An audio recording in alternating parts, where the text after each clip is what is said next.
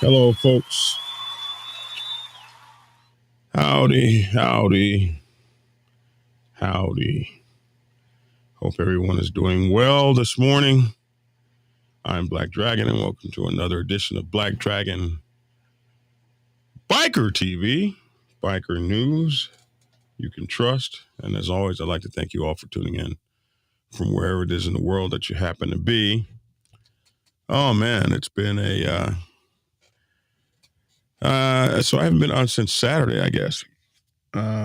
So it's Tuesday. So I have never had a delay in broadcasting my show that's lasted this long. I don't believe. It's been a remarkable couple days, 3-4 days.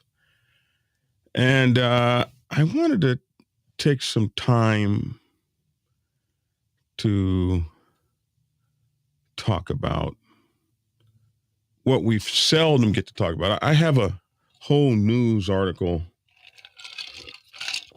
that I want to go over this morning, and I'm just going to do it as a completely separate show.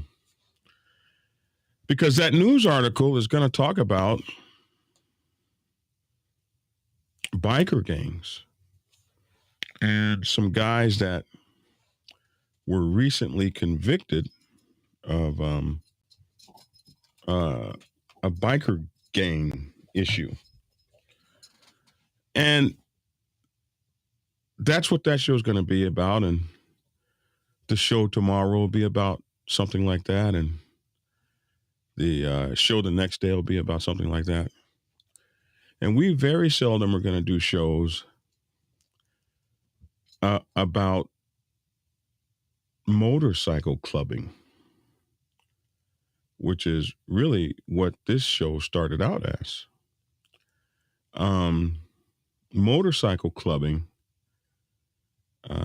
in the way that motorcycle clubs, especially in the 99% arena, the majority of motorcycle clubs that there are out there, how we get down. Biker news is seldom about us.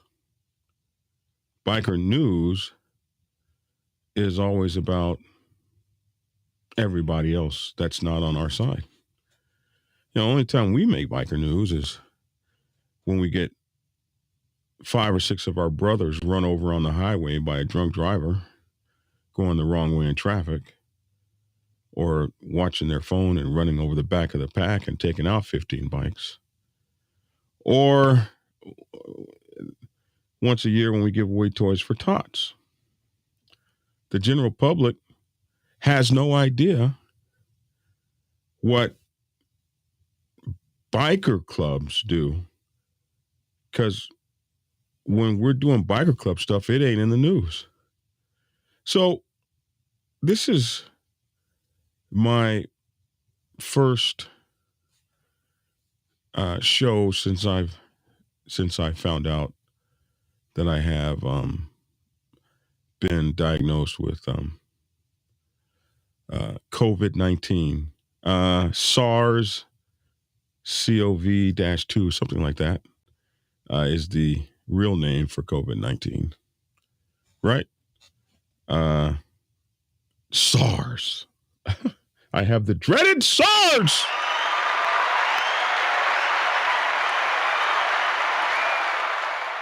Look that up real quick so I can say it right. COVID-19 is truly called, oh my goodness, I forget it. Is it here? Anyway, I've got this this disease, this coronavirus disease, and I've been running from this disease since 2020. I mean, since I knew it was coming in December, um, in December 2019. The country didn't announce it until March 2020. In December 2019, because because I'm a prepper, I started reading about this Chinese virus thing, and I was like, "Wow, that's interesting." Well, let me pick up some extra um, masks. The in 94, is that what they are? In 95. I said, let me get some extra N95 masks, just so I can have some around, um, in case that comes over here. I was thinking about that in December. I needed to add it to my bug out kit and all this kind of stuff. And I started going to the Home Depots and stuff where you used to be able to get 100 masks for like $8 or something, 12, 15 bucks. And you could buy these things by the hundreds. And I noticed that you couldn't buy a mask anywhere. And I was like, whoa, man, this is scary. This is terrifying. So that's about the time I realized if you can't get these masks, there's a bigger problem than anybody's saying anything about. So I started warning all my friends in December that this was coming. So for this to finally catch up to me was not something I was ready for. But when you think about biker clubs as families, as I move this forward to this part of the discussion, I'm laid up sick in my bed. Saturday night at about Saturday afternoon, about 4 p.m., I started getting a scratchy throat. I've been walking around for the past few months without a mask, which is not typical for me. But I figured, okay, it's the summer, I'll be okay, and then when the winter comes, I'll put a mask back on. Well, I should have put that mask back on about a week ago, right around Thanksgiving sometime. But I didn't. And because it was warm down here in Georgia. So about Saturday, about 8 o'clock, about 4 o'clock, started getting a scratchy throat. By 8 o'clock, I knew I was coming down with something. I had already gargled 3 or 4 times. I went over to a friend's birthday party, and we didn't get back home till about 4 in the morning. I was already out of it. I laid in the bed all Sunday, all day Sunday, all the way up until Monday. Monday about 2 or 3 o'clock. My club brothers had been calling me, "Hey man, are you okay? We saw you put out a video." And I was like, "Yeah, I'm okay." But truth is, I couldn't move. Truth is, I was sick as hell. Truth is, my producer's telling me I got to the hospital at 3:38 p.m. Was that my time? So, truth is, I had been out like a light. No, I can't even say that because I had so many body pains, I couldn't even really sleep. I was in that area between sleep and miserable, semi-conscious, just turning and turning and turning. And I kept saying, well, I can't have COVID. I still have my taste and my smell. But it was really crazy because I was weak. I was too weak to even really walk. So there was no way that Tia was going to get me to go to the hospital. She kept saying, "Why don't you go to the hospital?" And I was like, "Yeah, I'll go, but I don't want to be there all day. I'll go, but I don't, and then my crew that I have a crew that helps me with the show. My crew is sending me messages.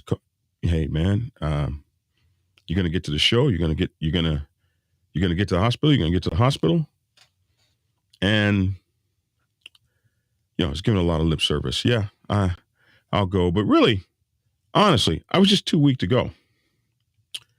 But my club brothers, okay, so you're supposed to have this family in a motorcycle club that looks out after you. This is what you're supposed to have. Now, you're going to have disappointments. You're going to have fights, cheating and backstabbing, and all the nasty stuff that comes with having a family that I hear people in biker clubs complain about all the time. This is the day-to-day negative aspect of emceeing. But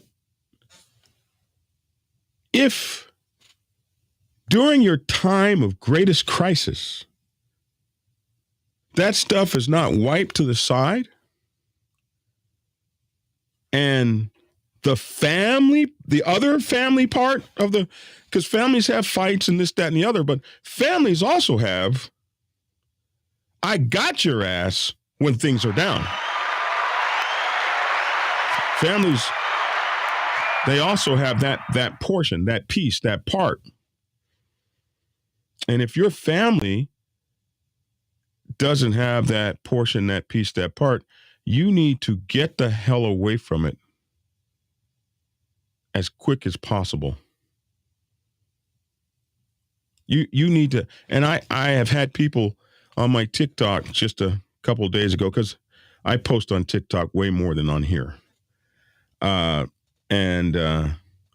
folks on TikTok, I'm just reading the comments. Yeah, man, I went down. I never saw my club.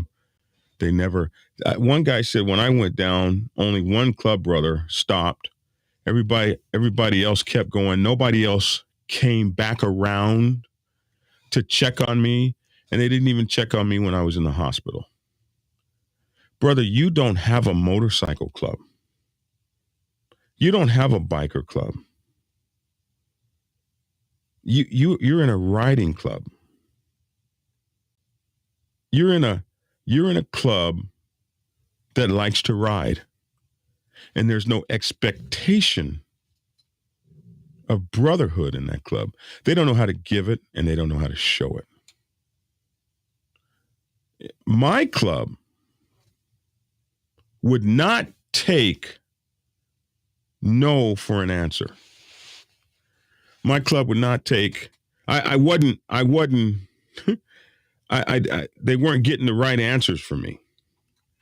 Well, my club knows that I have some physical liabilities. My club brothers know what's wrong with me physically. And many of you do too out there. I've been very honest about having type 2 diabetes and obesity and high blood pressure. And you guys know that's why I got on my tea. Ragnar got me on my tea, and that took my blood sugar down. I'm fortunate. I think I have two families. I've created a MC protocol. Listen, Saturday night I went to a 1%er clubhouse. I went around to the Thunder Guards because a friend of mine was Tia's family was having a party there, a birthday party there. And they treated me with so much love and honor and respect. And I just want to shout out to them. I really appreciate how I couldn't buy anything in there, couldn't pay for a drink. They just treated me like solid gold. I'm fortunate. This show has given me more than I've gotten a couple families. I have my motorcycle club family that I've been in for 32 years, 33 years. And it'll be 35 years in 2 years. That's how I say it. And then y'all out there, I just can't even tell you how many of y'all. You know, Mike Ball called me up. What's up with you? You know, K Wayne called all these people, all you people out here. And so I'm fortunate in that respect, but not everybody gets that. But you do get that motorcycle club you join, that biker club. And there's an expectation of it. A riding club, and some riding clubs will want to beat me up for this, right? Because many riding clubs operate just like motorcycle clubs. They have an inspection of brotherhood too.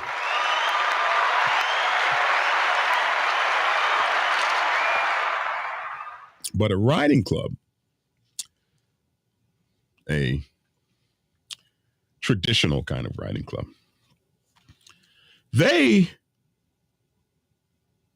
show up and they ride. And there's no expectation of family.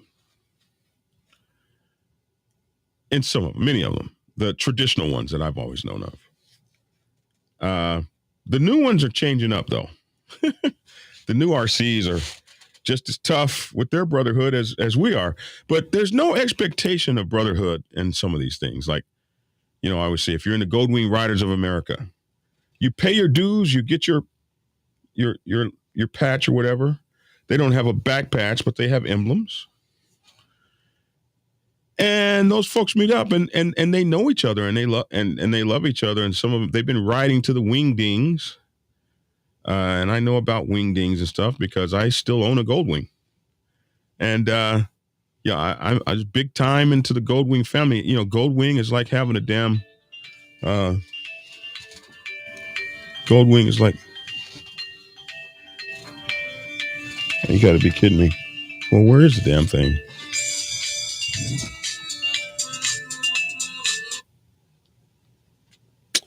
A Goldwing is like having it's like having a BMW, right? And a BMW is, you know, that there's like a family. Everybody that rides a BMW is like a little bit weird, right? Like them people ain't all in their right minds. They're like so eclectic about those stupid ass BMWs. Like everybody's got the BMW jack. They look like Inframan riding down the road. You guys remember Inframan? Like they all look like little transformers or something. They got the BMW bags and the BMW boots and the BMW. They're just all BMW'd out like to the max. Like just like, dude, that's just too much. I mean, I know you like your little BMW and things, but Jesus, dude, did you have to get the BMW decoder ring? They got it all. Goldwing people are the same as BMW people. Harley people are getting there. Harley guys used to be hard and stuff, and you know that's because you had to be hard to ride those raggedy mother effers. You had to be hard. You had to carry a toolkit on the motorcycle, and because you know, you guys, I'm not lying. Them earlier model ones, bro. Them cats, they were going to break down on you anywhere. And folks that rode those could fix them. You know, they could spit on the chain and make it work again. Papa Renegade said, we still are. No, y'all ain't. Now, you know, Harleys are getting so dependable now. I've got 123,000 miles on mine. Never had one breakdown, Dragon. I don't know what the hell you're talking about. Oh, okay. Y'all are getting there. You're getting there. And you're getting the sissies too now. See, we had the sissies. You're getting Harley sissies now with with all Harley stuff on, all the way down to the matching socks. I'm sorry, bros. That is not hard. Okay? That ain't hard. But, but, but, you got the Gold Wing Riders of America, something like that, and know they love each other, this, that, and the other. When the ride is over, the function is over, they go back to their world. We don't go back to our worlds. Our worlds are us. The people in my motorcycle club are my world. They're my world on a daily basis, good or bad. That Alan, Black Dragon, you got a cold? No, brother, I got COVID-19. That's what I've got. Was diagnosed with it yesterday. And before I went to that hospital, I couldn't have this conversation. I couldn't talk like I'm talking right now. But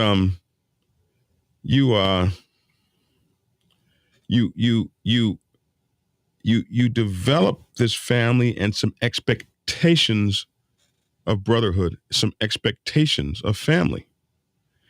And this is what delineates us from gangs, from what they call gangs, biker gangs.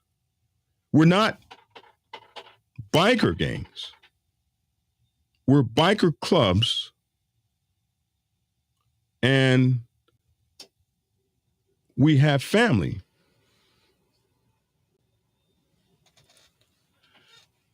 Our family is us. Our family is how we get down, how we move. My club was not expecting. They didn't like the answers that that they were getting from me. They didn't like knowing me, knowing my history, knowing my background, knowing my health status, hearing my voice, hearing how I was responding to questions, and knowing what kind of diseases are out there right now. The old bastard is sick. Well, has he gone to a hospital? One of the brothers said, well, I talked to him. He said he was okay. Somebody else laughed. I get a message from my club brother, Get Him Up. It was really plain and to the point. If you haven't been by the hospital by the time I get off work, I'm coming to get your ass and I'm taking you to the hospital myself. That's it. There was no question mark. There was no, hey man, you mind if I stop by and get you? None of that. And and it's hard for me to take that kind of thing because I've been the leader for so damn long. So I look out after them, not the other way around. When they start talking to me crazy, I get like, oh my God, he talked to me crazy. I can't take it. They disrespected me! They disrespected me! They disrespected me!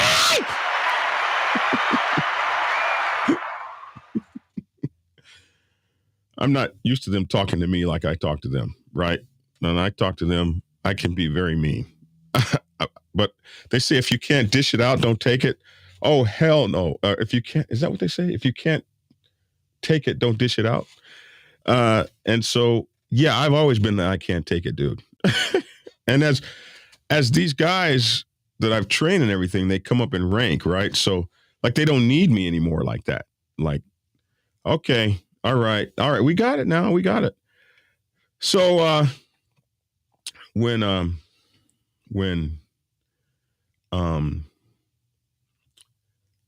Get Him Up got dispatched to another location. I had another bro. His name is El Bro. He's in the Atlanta chapter as well, but he lives. We got an Atlanta chapter and we've got a Macon chapter. And as these guys, they will transition back and forth. Like they'll be living in Atlanta for a while or living, whatever the case may be, as their lives move. And so we'll have guys that live in Macon but work in Atlanta or stuff like that will be part of the Atlanta chapter or vice versa. So he lives in Macon but is part of the Atlanta chapter. But he's 2 hours away. And he had sent me a message first thing in the morning. Hey, bro, do you need anything? No, I'm fine. You need me to take you to the hospital? No, I'm fine. And so I look, so I guess Get Him Up got transferred out or something. He got called out to a different state. He had to go up to North Carolina or something for his job. And so he makes a call to another brother. And all this is going on. I don't know anything about this stuff. And the next thing I know is El Bro standing outside of my front door. And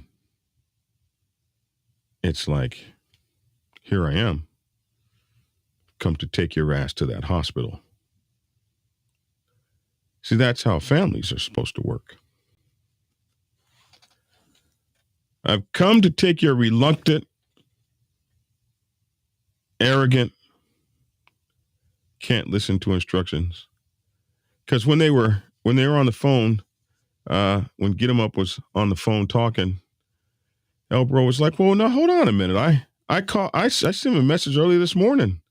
He said he was okay. And you get this, oh yeah, is that what he said? And El Bro was like, don't worry, I got it. That man drove up 2 hours with his son, Carlos, who I just really like that young man. And they put me and that dog in the back seat of that truck, and they took me over for them people to save my life. And I say save my life because, man, I didn't know how sick I was until I'm telling you, I couldn't have this conversation. I couldn't do no show. Man, I was so tired. I talked for 2 or 3 minutes. Somebody says, Derek Warrington says, in our car club, a lot of people don't know, car clubs are just as real as bike clubs. In our club, he didn't say car club. I'm sorry. In our club, it's get in the car or I'm dragging your ass in it. And that's exactly, I'm sorry, Derek, I didn't mean to say car club. I just read the word car. Sorry about that. But that's exactly what it was. I'm here and you're getting in that car.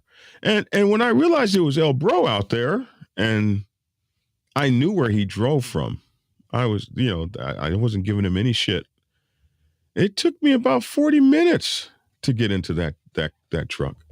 And then, oh my goodness, man, he took me with kid gloves to that place. And then he had his son park the truck and stuff. And, he walked me into that hospital. He made sure I was grounded. He put me in a wheelchair and pushed the wheelchair and carried my water bottle and all my extra little stuff. He stopped and got me water.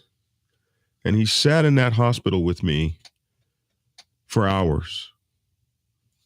Somebody said Black Dragon was caged to the hospital. Yeah, Black Dragon would have fallen off a motorcycle. I promise you that. But yeah, he was caged to the hospital. And went willingly. I didn't even look out there. Damn, you're in a cage? I'd have gotten in a sidecar, bro.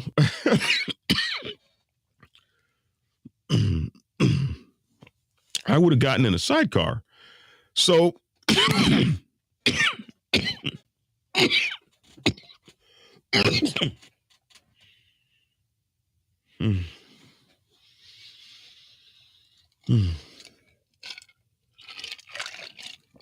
I'm a little weak, but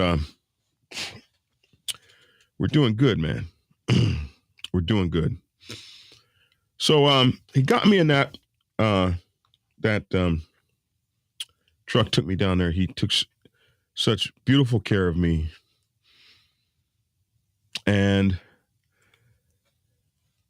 my symptoms were not the symptoms of COVID virus. I mean, I still have my taste. I still have my smell. I didn't have a fever. My vital signs were normal. My oxygen was 94. It's typically about a 98 for me. Gee, I'm a little winded right now. But I was doing pretty good. And so they were like, "Oh, well, you have a cold. We think you have some sort of flu, the little flu variant that's going on. But the doctor has ordered you a COVID test while we're waiting here to get you in a room. The doctor's ordered you a COVID test just in case, but I don't think you have COVID." I said, well, how accurate is the test? I don't know. I just asked that because, I'm stupid. I mean, that's how right? I mean, you ask some salty ass little question. Well, how accurate is the test? And she was like, well, if it gives you a negative, that's not really necessarily, it could be accurate or not accurate. A negative, the negative is not really all that great, but the positive is dead on. So if it says you're positive, your ass has COVID. If it says you're negative, you may or may not have it. Mostly you don't, but every now and then people do. I was like, okay. So she was like, I was like, well, my next little snarky question after she put that thing in my nose, and I remember the first one of those tests I got, they went all the way back to my eyeballs inside of my head and scratched the inside of my eyeball mucus lining. And she only went in about so far, it wasn't even all that bad, like I remember. And the next thing, so I was like, well, how long till the test comes out? And she was like, oh, bro, you're positive. I said, well, it ain't even been a minute.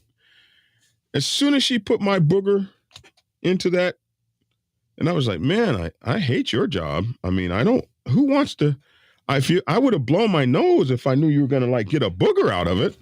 But she was, oh, no, we need the juice. So she actually did two tests. One was for COVID and one was for the flu, I guess. And they were both of these things went in my nose. And she took that. So I'm scratching my nose now because I remember how bad it was. It was just terrible. It's got me scratching my nose. And she goes in there, but it wasn't as bad as it has been. She goes in there and scratches my nose. She says, oh, bro, yeah, you got COVID. You got it, bro. You got it. Yes, sir. So it was that fast. And of course, I see the doctor, this, that, and the other. And it's funny how they have doctors now. They have this tele-doctor.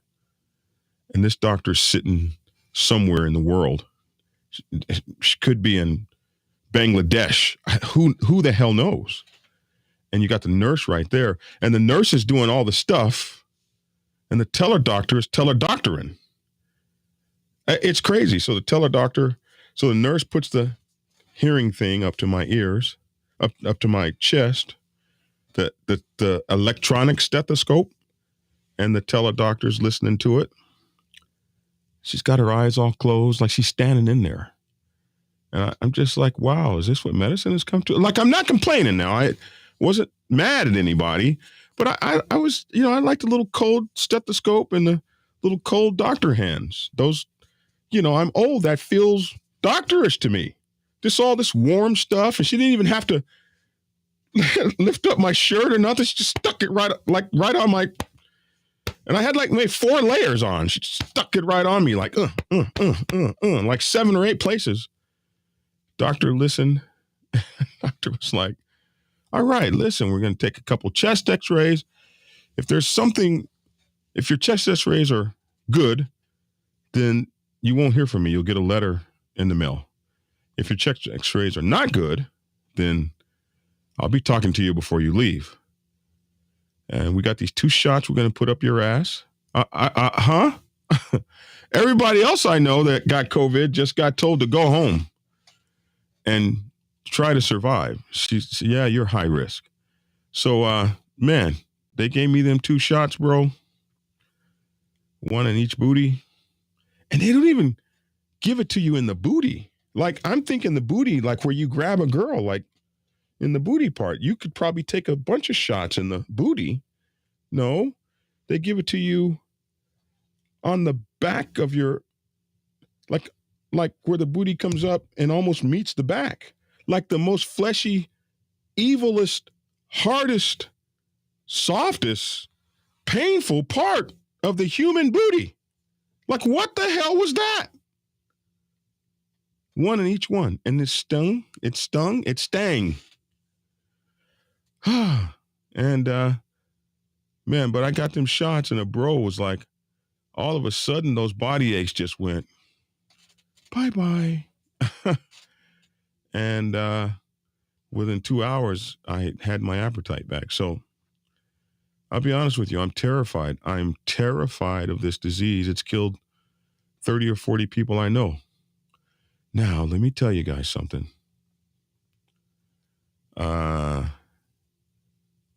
Somebody just said something here. Cool part about it is all that BS about wearing a mask, taking the jab was complete BS. Didn't keep you from getting COVID or whatever it's being called these days. Man,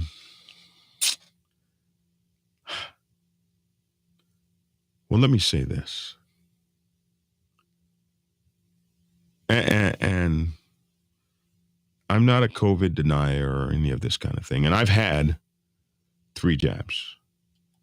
2, the first time they said you needed 2, right? And you don't get those at the same time. You get 1 and then you go back. I forget, it was 14 days or something. And then there was a booster, and I got the booster.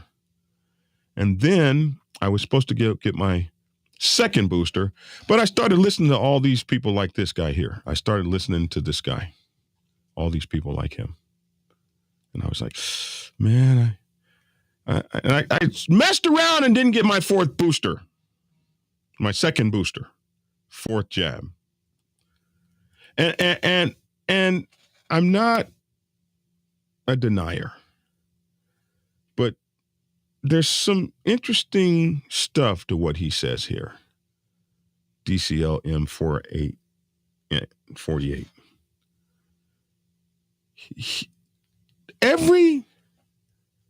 When I said to several nurses, man, I didn't get my 4th jab, they kind of smirked.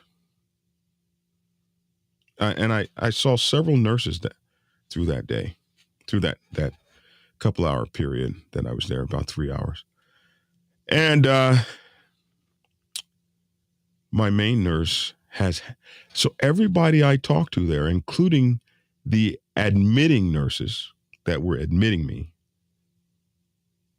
and even the doctor, my first doctor that I saw, the triage doctor, they all had COVID no fewer than 2 times, some as many as 6 times. They all had the jab, every single one of them. That's what makes this such an interesting comment. Cool part about it is all that BS about wearing a mask, wearing a mask, and taking the jab was complete BS. Every nurse told me getting a jab does not keep you from getting this disease. They all told me that. But I think I already knew that. What the jab promised is that you wouldn't die or you wouldn't be hospitalized. That's what the jab promised. And if it has stayed true to its word, I'm not hospitalized yet.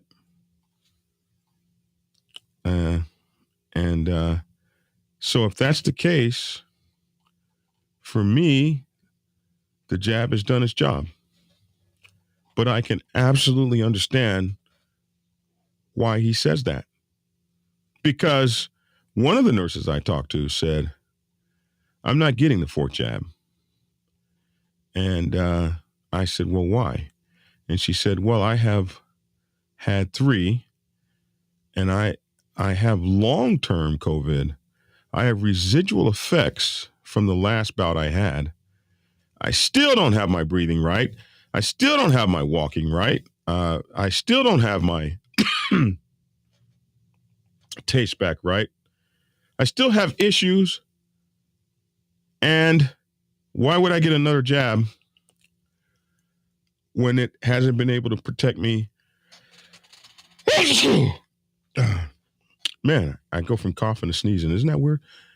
So why would I take that next jab when they can't even fix, or when the first 3 didn't protect me from what I'm going through now? So I don't know, man. I don't know. I don't know. I don't know. I don't know. But I do know that if the jab was supposed to stop you from dying and stop you from getting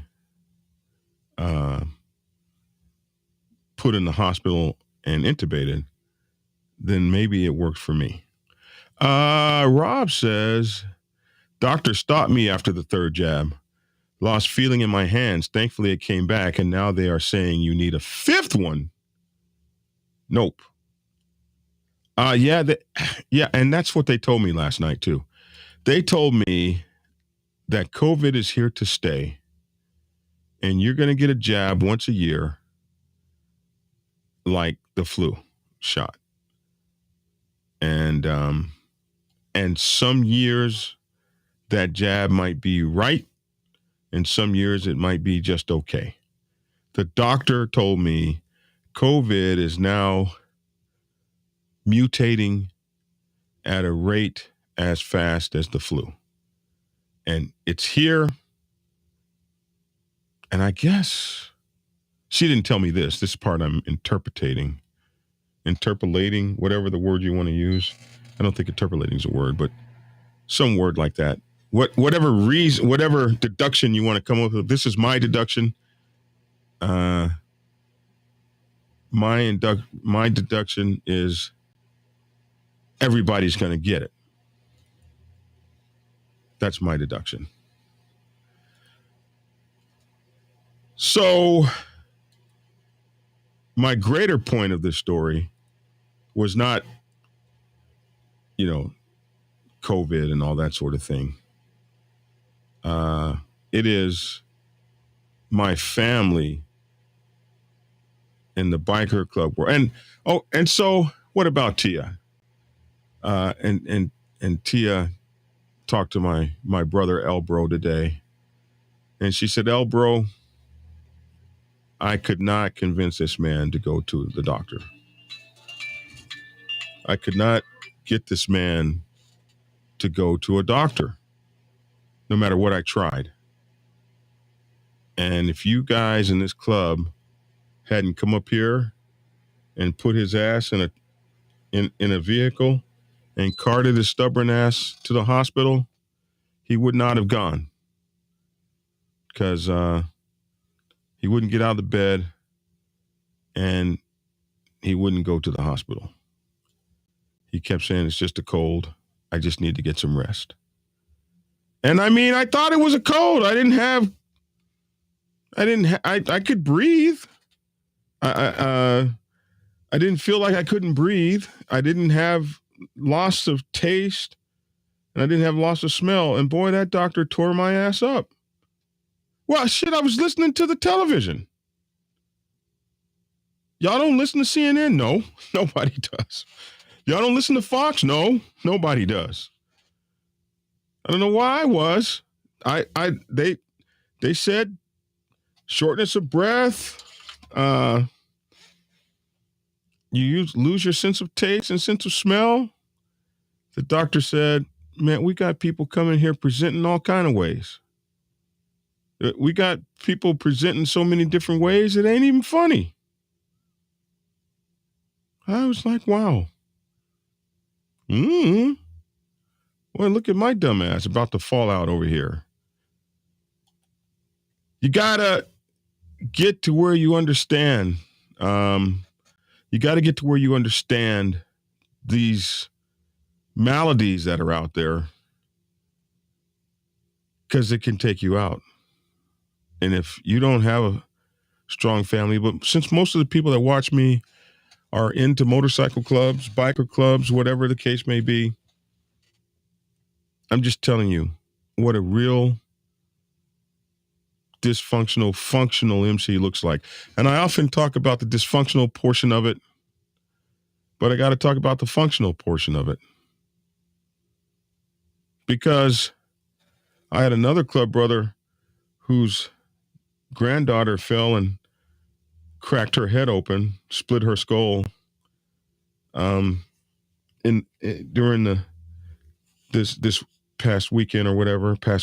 Happened on Thanksgiving, and as soon as I read that on the message board, as soon as I get home from the hospital, I'm calling him and his wife to see what can I do about your granddaughter.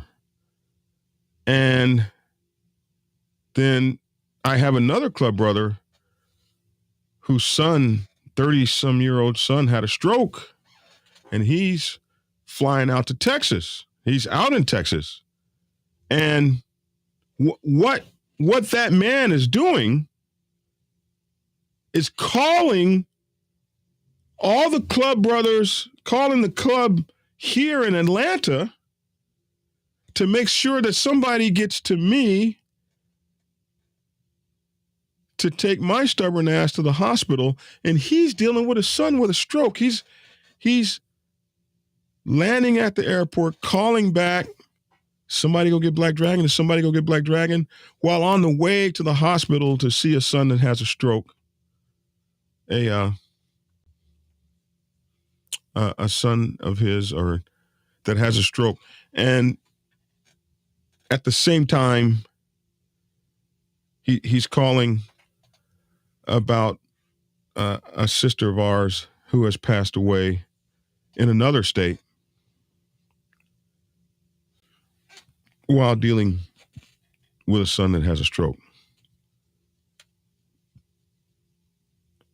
That's how family works. And then that was the phone call I just now got. He just called me. I just, hung up. You heard that phone ring. That was him calling to check on me while he's down there dealing with his son that's having those issues. He's going to call to check on me. Now,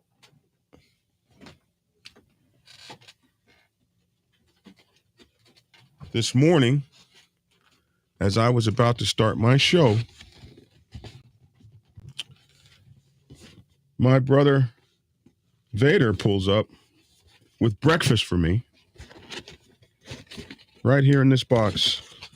He's got breakfast for me, and he's got teas for me, green tea and stuff. with vitamin C because, he's one of those health nut guys. And he's got me teas and stuff and breakfast for me. So I don't even have to leave the office. And then the club told me, we've got lunch and dinner taken care of. It'll be there. You don't worry about anything. So there we go. You got it? That's what I'm talking about, family. All right, to the question board. I got COVID 3 weeks after my second shot. Everybody in my family that had the shot got COVID. The ones who didn't get it,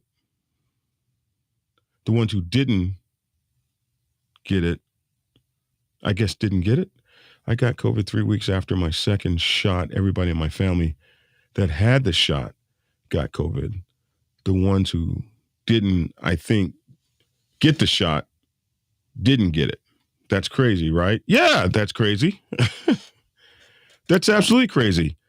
I was worried about you, Black Dragon. Duke Rose, I was worried about me too. I still am. I'm really very afraid of this. I hope it doesn't get worse and intubate me. I have lost 30 friends and club brothers and stuff. I know a lot more people than you guys, most of y'all. So I've lost a lot of damn people to this disease, at least 30. Hate to say it, but you knew you was high risk, right? I knew I was high risk, and that's why I battled it and didn't catch it for 2 whole years like the rest of y'all got it. Black Dragon, I was at a nursing home. We lost 15 plus. My family lost several. I'll tell you like this. Believe what you want. Taking your life in your own hands. Yes, Dante Riddle, and because I buried so many people, that's why I went and got my jabs, bro. I don't know if you need a jab or how soon you need a jab after you've had COVID. I might not need a jab for a minute after this. I'd rather be safe than sorry. It says Derek, the jab is like my helmet. Lived through too many things that should have got me down 6 feet. Not taking any roulettes. I feel the same way. I mean, I've got 3 jabs. I should have had my 4th one. But I'm not upset with anybody who doesn't believe in them. I just, I got too many codependencies not to be worried about it.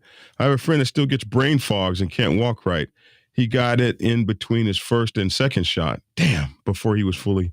My wife and I both had it twice after our vaccinations and the booster. Jeez, man.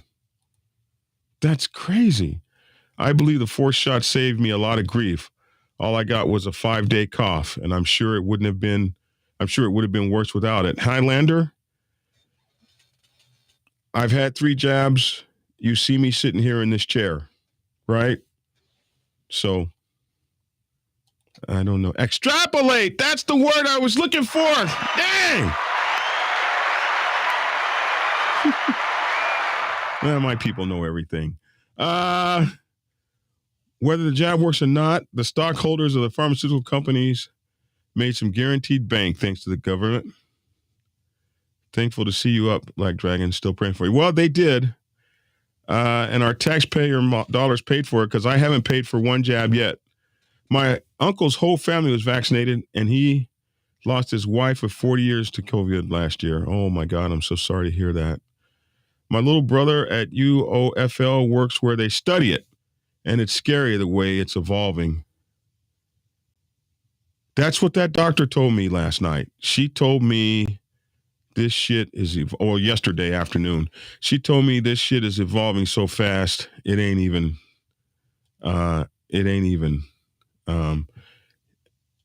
He said evolving at Gainesville, Florida labs. Lord Jesus. Well, they said it was a pandemic. We shall see. I mean, well, we are seeing. Nitro said she did have underlying health issues like I do. So, yeah, some people have had it with almost no symptoms. All we had to do was offer you Papa Jones after the doctor visit. Is this El Bro? Is this your name on here, El Bro? Okay.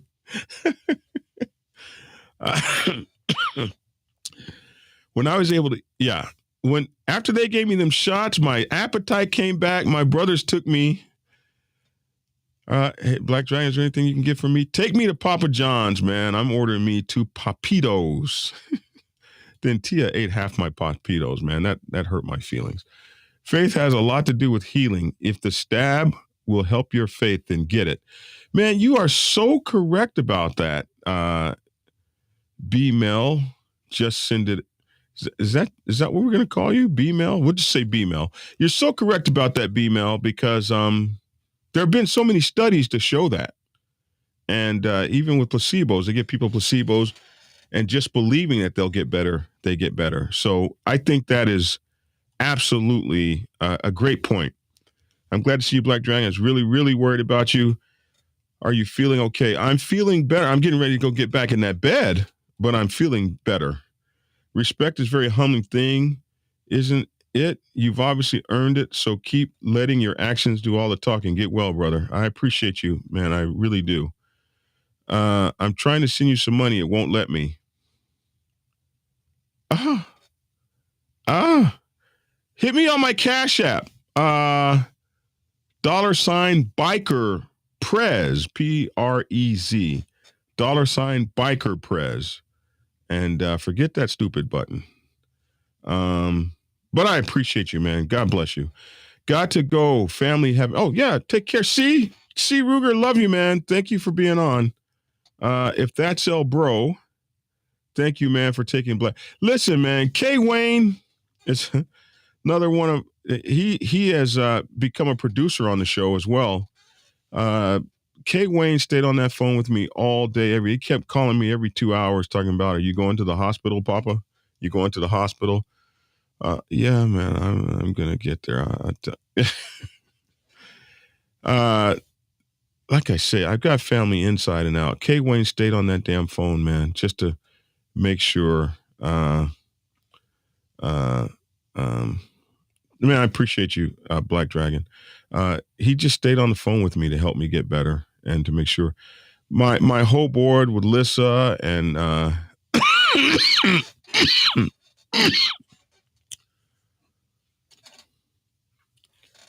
Papa Renegade. Oh, I'm dizzy now.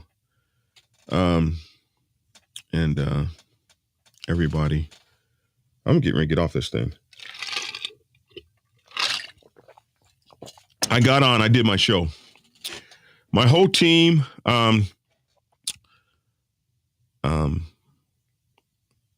Merlin. And I guess he's got to put his dog down.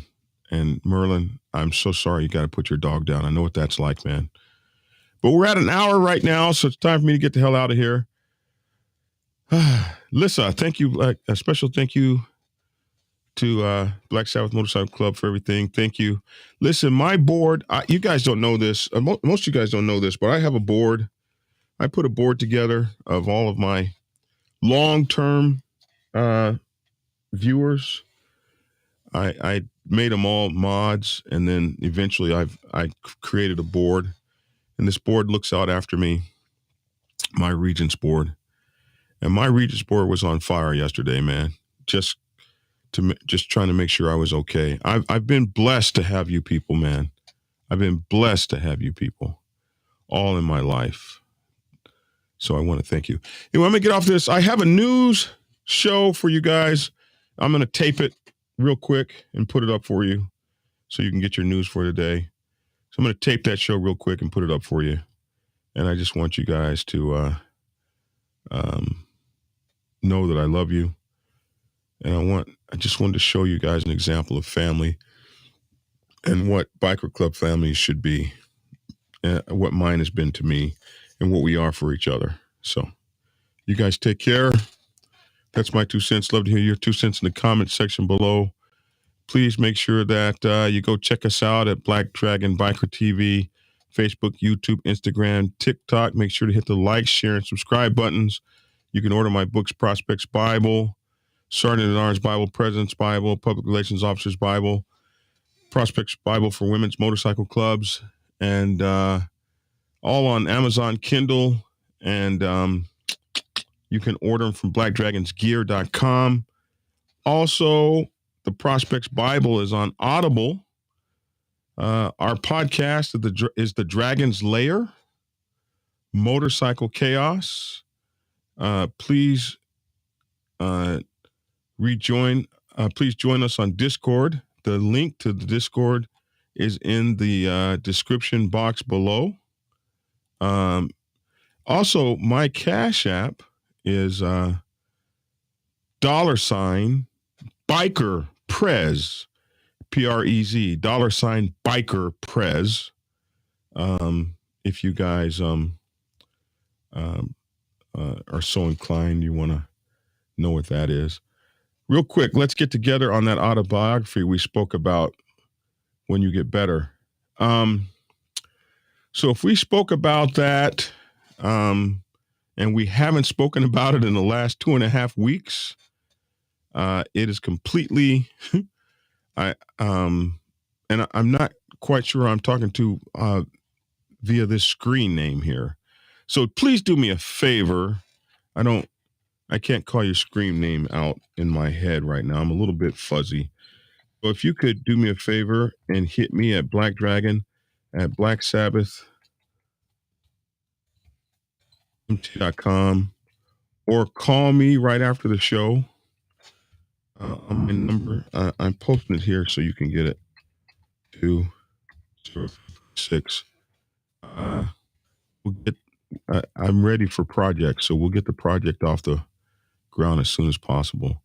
So here's the Black Dragon at blacksabbathmc.com. This is my phone number, 404-692-0336. So we'll get right on that, man. And there's the Cash App, $ Biker Prez, Prez. Somebody want that. Okay. I'm getting off of here, man, while I'm still good. That's my 2 cents. Love to hear your 2 cents in the comment section below. I'm Black Dragon. I want to say thanks for tuning in. Get skinny. And we'll check you out. Hopefully tomorrow, if I'm feeling good, I'll be on at 10 o'clock tomorrow morning. 10-ish tomorrow morning. And we'll be doing this. All right. Much love and respect. Thank you. Bye-bye. Hey, subscribers. Whenever you are in Macon, Georgia, you have to get over to my Motorcycle Club Brothers Cigar Lounge. Haley's Cigar Lounge on Ingleside Avenue has a night or several nights just right for you. Monday night football kicks off the week. Wednesday is whiskey night. Thursday, ladies night. Saturdays are make your night. And wrapping up the weekend, it's Sunday football. Haley's is closed on Tuesdays. Enjoy the friendly atmosphere at Haley's. Hang out at the bar or outside on the patio. They can also host your small events. Haley's Cigar Lounge, 2308 Ingleside Avenue in Macon, Georgia. Be sure to tell them Black Dragon sent you.